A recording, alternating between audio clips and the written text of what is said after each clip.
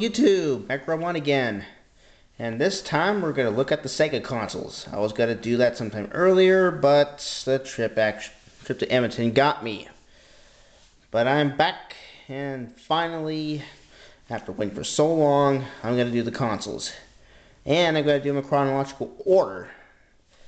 Just to show the history of Sega. Unfortunately, I don't have the consoles, the Master System, the Dreamcast, and the add-ons for the Genesis, as well as the other versions of that console and the Mega Drive. But we'll get to those eventually if I can find those. So anyway, let's go ahead and take a look at the first console, the Sega Genesis.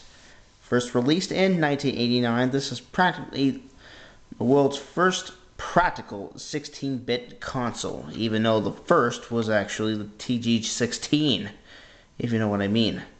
But the Genesis was very popular in one particular game, which of course I just happen to have sitting on the shelf. Hold on. Yep, I also got Sonic the Hedgehog 2. Loose, well, it's just a cartridge. But you can see what I mean. This is one of the most popular games of the system.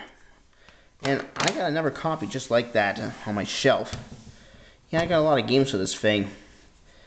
And next, we have the portable Sega Master System called the Game Gear. Released in 1991, this is essentially a competitor to the consoles like the Nintendo Game Boy, the TurboGrafx Express. Oh, sorry about that, I had a cough there. And the Atari Lynx. And the Game Gear was pretty impressive because it had a full color display LCD screen. But the only drawback to this thing is it's bulky and the batteries on this thing can drain relatively easy.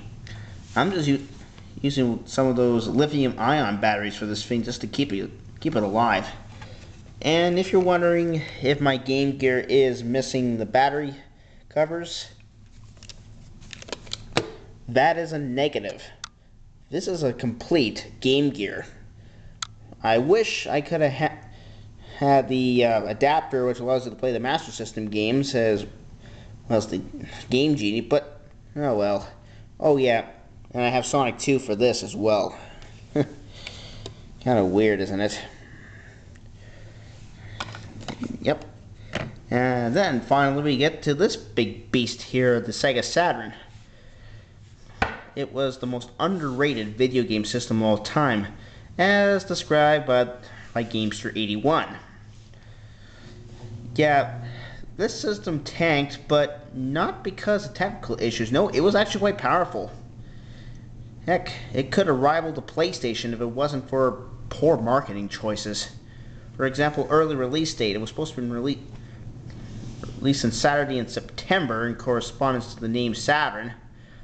But the PlayStation was going to launch in that same time, so it was bumped up to May, which totally pissed off retailers. Hell, even one store went as far as to removing all their Sega products off the shelves. Damn. And also another potential that was pretty lost is its capability of playing RPGs. And you probably know whose fault that was for not having RPGs for this system. Well, if you have the Japanese console, that would be fine, but in North America, we don't. Thank you, Bernie Stoller. You totally screwed up Sega of America for that. Ugh. And yeah, finding a Sega Saturn today can be a pain. I was lucky just to find this and the Game Gear at one store in Edmonton a while back. You can still see the price tags on both of them. Ugh. So the Saturn, I only got 6 games of this thing. Yeah, that's another thing. Finding Sega Saturn games can be a pain, especially if you don't know where to look for them.